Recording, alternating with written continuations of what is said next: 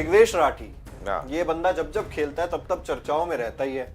आज दिग्वेश राठी ने क्या किया, आज एक कुछ जो लास्ट ओवर दिग्वेश राठी डाले हैं वो बहुत ही इवेंटफुल सा ओवर रहा। पहले तो नो बॉल डाली, आउट कर दिया जितेश शर्मा को, पर्ची भी काट दी जमीन पे, बिल्कुल, लेकिन नो बॉल हो गई, पर्ची वापस व्हाइटनर लेके मिटाना पड़ा, ऐसा सीन हो गया था। लेकिन उसके बाद जो उन्होंने किया, Jitesh Sharma non striker end पे थे, बॉल डालने जा रहे थे वहां पर और मानकट कर दिया वहां पर जितेश शर्मा को। हालांकि दो चीजें हुई वहां पर, एम्पायर ने चेक किया तो वो देखा गया कि वो मानकट था नहीं एक्चुअल में, क्योंकि दिग्वेश राठी जो लाइन होती है नो बॉल, जो आप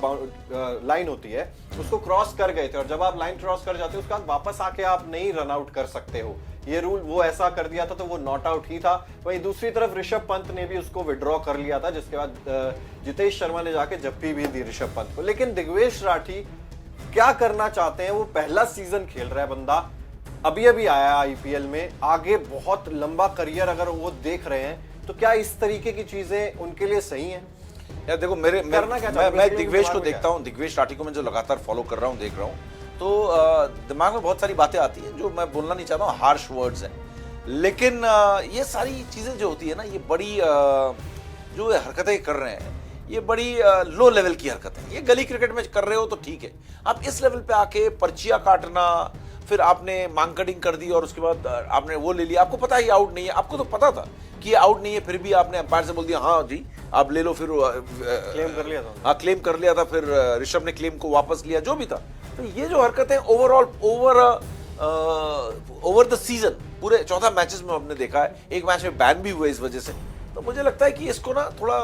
जिस लेवल पे वो खेल रहा है, अगर वो आगे जाना चाहता है, अपनी ग्रेविटी मेंटेन करनी चाहिए, नहीं तो क्या होगा कि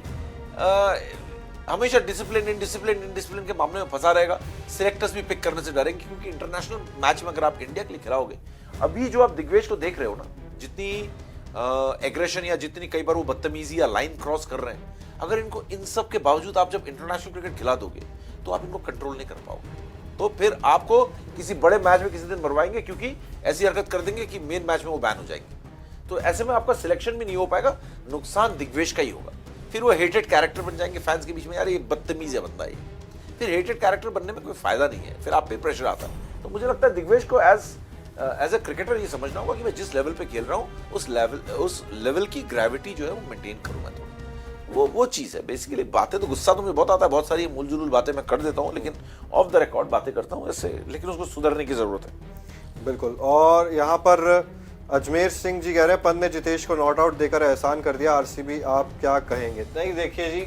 पंत ने विड्रॉ जरूर किया था, लेकिन अगर पंत ने विड्रॉ कर लिया था तो थर्ड एम्पायर तक बात जाती ही नहीं थी, तो फिर तो रेफरल की बात ही नहीं आती। पर थर्ड एम्पायर तक गई, बड़ी स्क्रीन पर, बिग स्क्रीन जो होती है स्टेडियम में, वहां पर नॉट आउट लिखा हुआ आया, बड़ा बड़ा नॉट आउट लिखा हुआ इसलिए नहीं आया कि पंत ने विड्रॉ कर लिया, वो नॉट आउट लिखा हुआ इसलिए आया क्योंकि वो एक्चुअल में रूल्स के खिलाफ था। आप लाइन क्रॉस करने के बाद वापस आकर मानकर नहीं कर सकते हो किसी भी बल्लेबाज को, अगर आपने लाइन क्रॉस कर दी है तो आपको गेंद डालनी ही पड़ेगी, ये रूल होता है। तो रूल के तहत भी वो नॉट आउट ही थे। हाँ, वो भी चीजें जो मैंने आपको शुरुआत में बता दी थी कि वहां पर ऋषभ पंत ने भी विड्रॉ कर लिया था उसको, तो दोनों तरफ से अगर आप देखोगे तो वो चीज